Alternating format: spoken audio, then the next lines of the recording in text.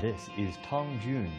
With past experience as the president of Microsoft China, Xinhua and Xinhua Do Industrial Group, he is hailed as China's emperor employee. But in January 2013, he announced on his microblog that he had resigned from Xinhua Do. The media and the public are guessing different reasons of his resignation. Today, we're going to talk with Tang Juan and find out what he is doing after he has left. Mr. Tang, welcome to our show today.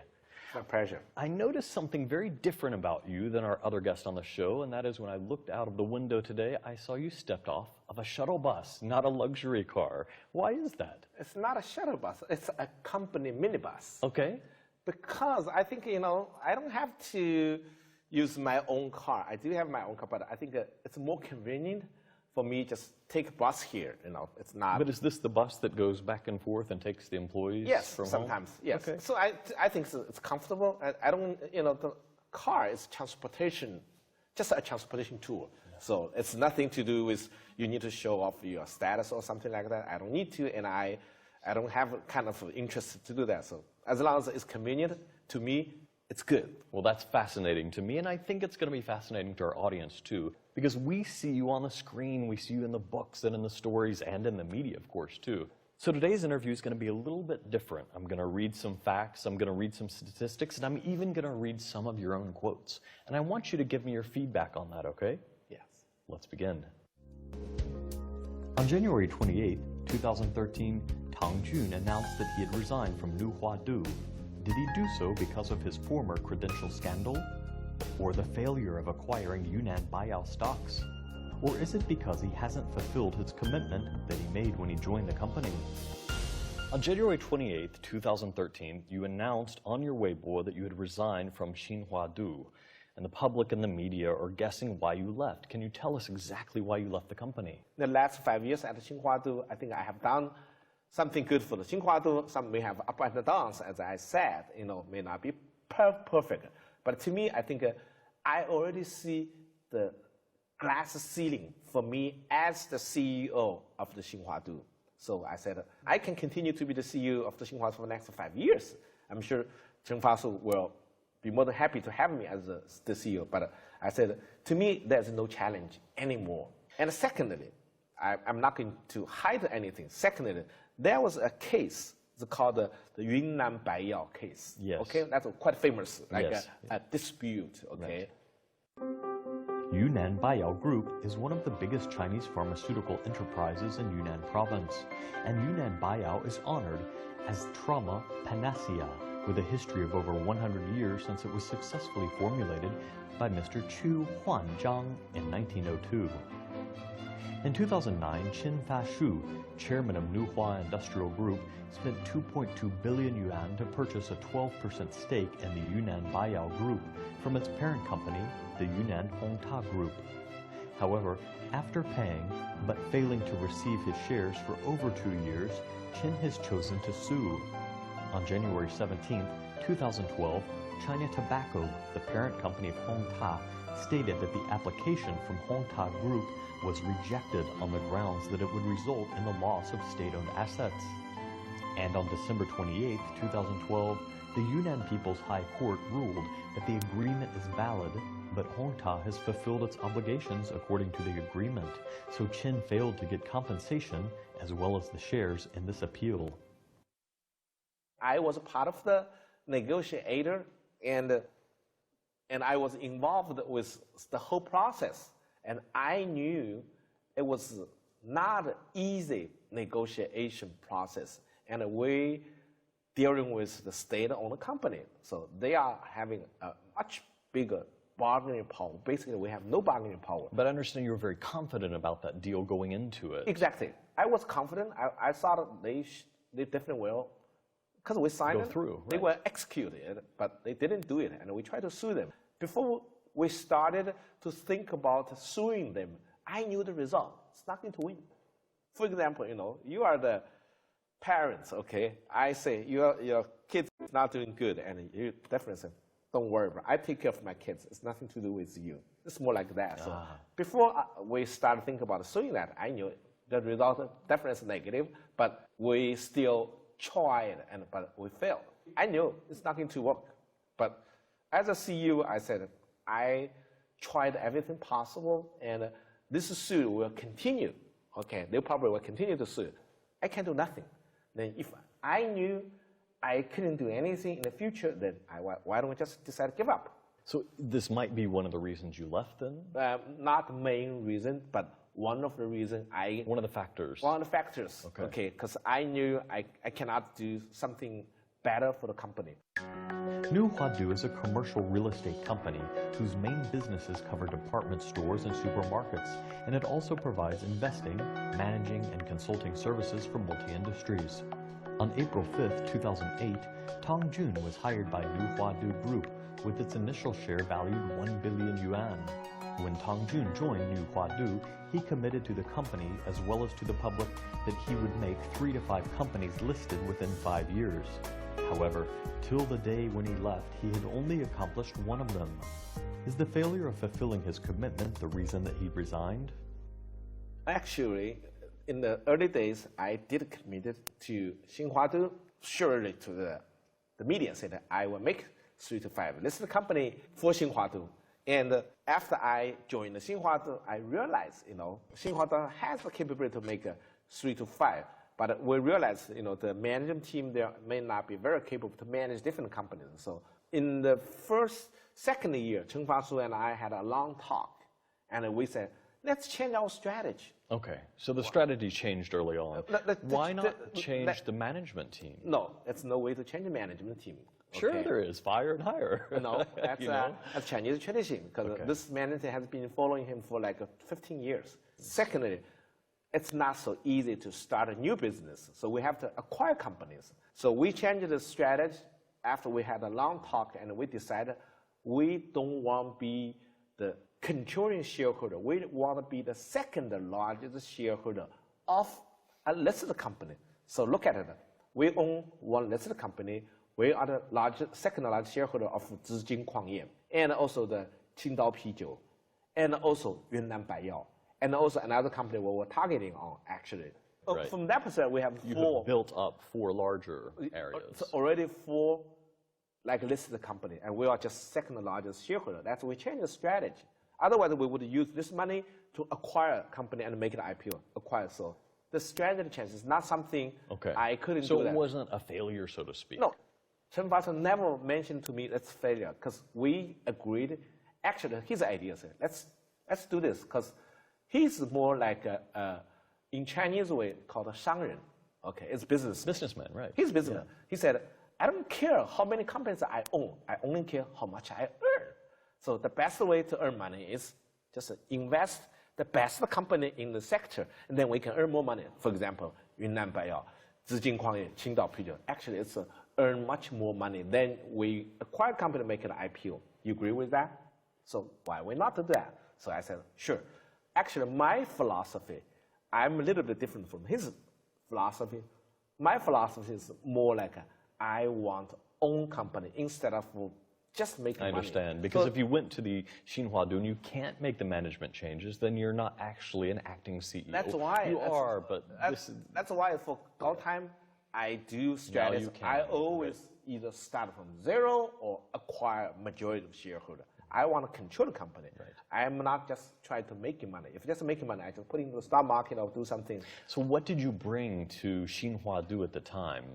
In the early days, I think I brought the fame to the Xinhua Do. Okay. Xinhua Do was so like lifted them leader known, almost a leader known company in like Fujian. Nobody knows the company. That's number 1, I think. Number 2, I think in some ways I help them sort out the whole company's strategy, like Yunnan Buyout, Qingdao Pijiu, blah blah, like that. I think I help them, to build up the so-called organize their portfolio, the Xinhua Do empire. Right. Okay, I think Xinhua Do today stands a pretty decent company from business perspective, from the reputational perspective, and also help them build up a Xinhua Do Foundation, to do the charity stuff like that, So I think I brought something to the Xinhua Do. May not be everything because of my contribution, but I think I at least helped him, made him from a little baby, small Right.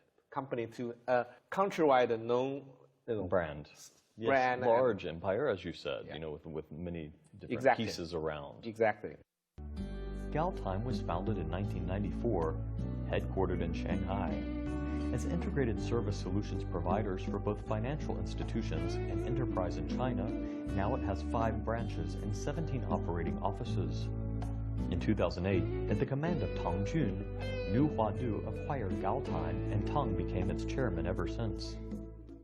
Where does the major profit come from right now? Which group? Oh, I think several companies. Number one, Gaotime itself, as I said, financial service company, is making, decent money. And also the medical service, as I said, it is also making pretty decent company too. Okay. The software company I'm going to acquire and also making quite big because it's a huge company. It's like more than 4,000 employees company. So that's a huge company. So I think that will add a lot of big portfolio as a whole group. Okay, so and you in the have real a vision estate, of how to yeah, well-round and this the group. biggest money I make, probably I will make is on the real estate. In China, real estate. Up and down, right. Yeah, real estate is like a money-making Right. business. So I'm also entering the real estate business, and we have been doing now, and I think probably in the end of this year we will start to sell. And once it starts to sell, I think they'll make a. I've got a financial figure here I want to read to you. It says that you're going to give out 12% of the company's stock to your employees. Your shareholding ratio will increase 10% every year afterwards. Tell me about this commitment. Well, actually, this is something I learned from the Bill Gates. Okay, when I joined Microsoft, and I got a stock option from Microsoft, and that was a great fortune, the first great fortune for me as an employee. Did you get this automatically, or did you ask for it? No, that's automatic. Okay. As a Microsoft employee at the early That's years. profit sharing, basically. Right? That's more like a Yeah. profit sharing. I get a stock option, and after 5 years, my stock option was the $1 million at the time. So That's great motivation. I was great motivation. I said, if one day I have my own company, I will do exactly the same thing as Bill Gates to share the profit with my employees. In January 2013, when leaving Xinhua Do, Tang Juan became the biggest shareholder of Galtime through management buyouts. And thus, Tang can play the role of a decision maker, which he can't be as a professional manager in his past career path. Well, let me ask you, what is the relationship now between Xinhua Do and Galtime? Because I understand Galtime was a part of Xinhua Do before. Yeah, and I acquired a majority of the shares from the Xinhua Do. So Xinhua Do is the second largest shareholder, minority shareholder, probably own like 70% of the Gaotime, and I own more than 65% of the company. So that's the relationship between Xinhua Do and Gaotime. Did you see that years ago, or did you foresee this would be a good move for you in the future, or was this a new idea that came at the end of last year? Well, I think starting from last year, I decided to leave Xinhua Do, and I said, well, what should I do? I think I need to have something, to do at least. Because I had experience with the multinational companies, I had experience with the startup, the internet, and also something state-owned as right. a CEO. But now I think I need to do something different, and I realized probably Gaotime is as one of the choice, the first choice. So I negotiated with Xinhua Do and said, oh, fine, you take it and you own it, and I just get it. No, I'm not stopping there. If I just stop the Gaotime, I don't think the scale fits my interest. It's like 600 employees. To me, it's too small. Right. I have no interest. I've been You managing. grow it larger, right? I have been managing like Tens more of than thousands. 5,000 Yes, employees. yes. So that's why I said, hey, that's not enough. But Right.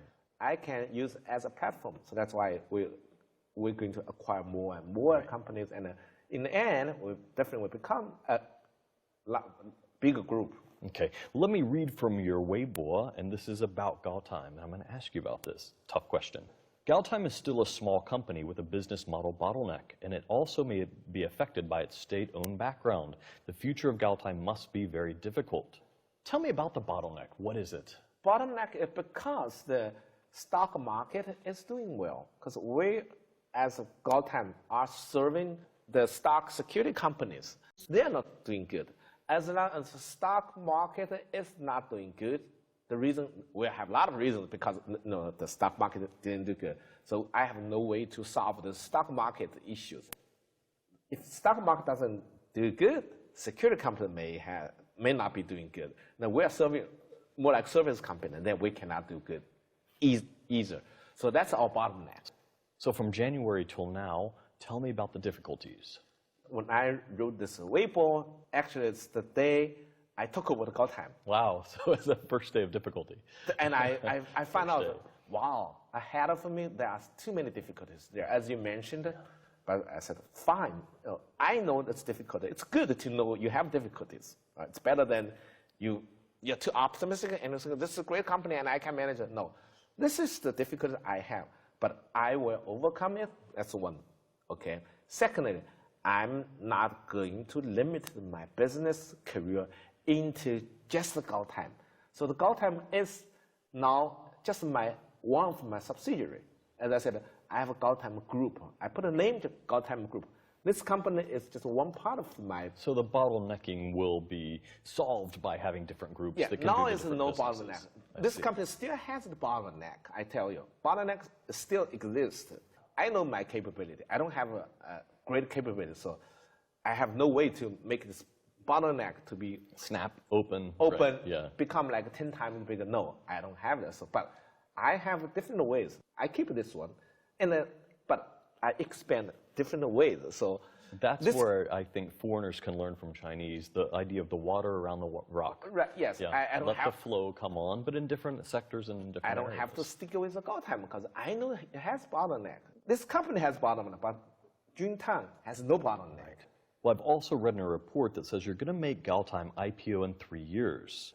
You said Galtime is still a small scale, but are you confident that you can bring it to the public within 3 years? Well, I think, I can make Gaotime to public in 3 years from a financial standard. But again, in China, making a company into public is not something I can decide. It's not like I move to the NASDAQ. If I move NASDAQ, I think I have the confidence to move NASDAQ. NASDAQ is more like like a free trading platform. Here it's more like a government-controlled kind of platform. You have to meet some, not just the financial standard, they may have some restrictions. For example, I haven't seen IPO in last 6 months. You know that due to the regulations. Sure. So it's not something I can decide. I can make a Gaotime into IPO 3 years, but I can make a Gaotime from a financial standpoint. They have the standard. If you have to make a profit in over some certain number. So I said, so you're confident you can reach that point within 3 years. I am confident to make Gaotime profitable and to reach the criteria as an IPO company. But I cannot guarantee Gaotime can be listed. I don't think no one in China can guarantee my company can be listed in 3 years. It's not something you can decide. It's more a government decision. In April 2013, Tang participated in a job-hunting reality show named Money-Tang, which means dreams come true. Tang and Xinhua Do played a role of interviewers for these candidates. And today we arrived at the taping of the show, and I'm going to replace Tang Juan as the interviewer, and he will be the candidate. 其实我发现啊，做 boss 要容易得多，其实做选手还蛮紧张的，是不是？现在彪哥他妈教我怎么当的，来，好。我想问一下唐俊先生，你作为打工皇帝，你将为支持我们青年创业，将准备做哪些事情？ 为了这些年轻人创业，其实我也在准备一个基金。这个基金是什么？就是叫创业基金。当然，我希望这个创业基金可以真正帮助到那些想创业，在创业的过程当中遇到困难的一些人。谢谢。今天我们有这么多的年轻的选手，为什么我们选择了你？其实我也很年轻，虽然已经快50了，但是对我来说，我觉得50只是我人生的另外一个起点。 As I said, you are a host on 梦想直达. This is a TV show where you're coaching people finding jobs. Is that right? Yes. Tell me about this. Why did they find you? Well, actually, I've been, invited for a lot of kind Sure, of before, shows. yeah. But this one, I think the reason I accepted the invitation is because I think a lot of Chinese lost their 梦想, or lost their dreams in China today. When I talk to a lot of the young generation, I make a lot of speeches to university students, and I realize that a lot of students, a lot of young generation lost their so-called dreams. Is this because of the pressure? It's pressure, it's social problem, a lot of, as I said, different people may have different reasons. Yes. They don't have a lot of dreams. But to me, I think if the young generation lose or they do not have the dream, the country will have no future. That's my personal view. Yeah. So when I learned this program, I said, this good, at least it's a great opportunity for me to promote it in some way, to promote kind of having a dream. 2013 is considered to be the hardest year for job hunting. The statistics of the Ministry of Education show that the college graduates of 2013 in China will reach 6.99 million, 190,000 more than last year. However, the positions available for this year will be 15% less than last year. So being considered as China's emperor employee, what advice will Tang Juan have for those job hunters? How much do you think the educational background plays into finding a good job? And if someone doesn't have a good educational background, what would you advise them? It is good to find a good job if you have a good educational background, because when people screen a resume, every company has like a bunch of resume. Most of the people, most HR people, I know most HR people, they always pick up the good educational background resume, pick up. Then they go to the interview. Then once you get into the interview, the good educational background may not play that much important role. So it's only for the resume screen. And I think as an applicant, I think you should write more on what you have done during the college time, social work, internship.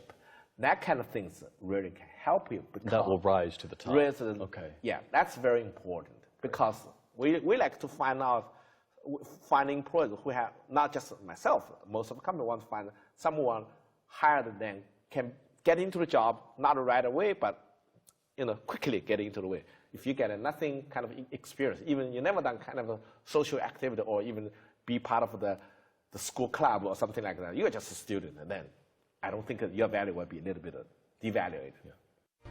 When Tang was the president of Microsoft China, he received a total salary of 100 million yuan. In Shanda, his total salary reached 400 million yuan.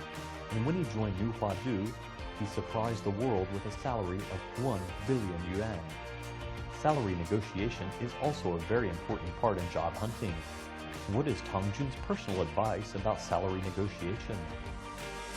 So let's talk about negotiation skills in the interview when it comes to salary. How do you advise new candidates? Well, I think there are different, I call it categories when we talk about negotiation. When you're a beginner, you are a university student, new graduate, basically you have no bargaining power. Yeah. And you never bargain with the employer. Because, as a company, basically you have the baseline. For the new graduates, everyone, like my company, or most of the company, they have the lines. For new graduates, equally get exactly the same salary.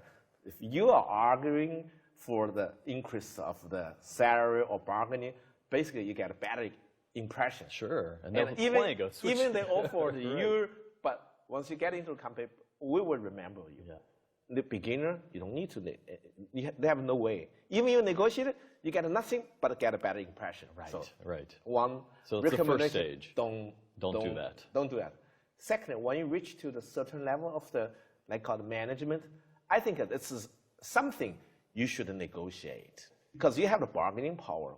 Right. They want you. Well, it's because you are like the sales director, playing a very important role in the company, right? And you realize, your contribution versus the compensation, you think it's not at least not on the market price, right?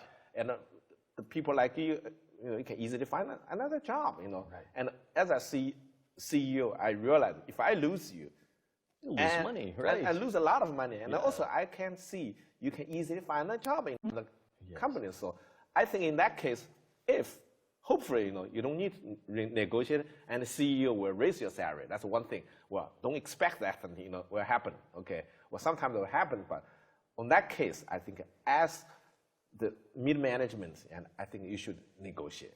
But the top level, okay, when I say the top level, like, I'm not saying I'm top level, okay, as an example. Well, you are top level. Yeah. I mean, you're the highest level there is, isn't there? Like myself, I don't negotiate, because if I negotiate, it means I'm working for money. Right. Lower my personal value. Yeah. Okay, so I never negotiate with the sender. I never negotiate with the Xinhua Do. Okay, but so the top and the bottom, no negotiation. The middle should. But I will hint.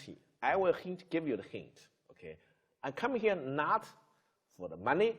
I came here for the achievement. Mr. Tang, we're coming to the end of the show now, and I want to talk about your dreams. Right now, you're working with a TV show about making dreams come true, and for many people, that is finding a good job or finding a good life. You have a good job. You've had a good life. What is your dream? Well, I have a dream. Well, some short dream is how I can make Galtime. So that's your vocational dream. Vocational, okay. But I have a bigger dream. This dream, I may not be able to realize it, but I really have a dream. My dream is I want to influence more young generation. How's that? In China, a lot of Chinese young generation, they don't have dreams. So I'm always like writing the blog and also making a lot of speech and go TV shows. So interaction. I want to inspire people to have a dream. Okay, that's one thing. Not only just for Chinese, I hopefully for influence more people to have a dream, to have, to help them realize even a little dream. So that's my dream. Mr. Tang, whether it's the Galtime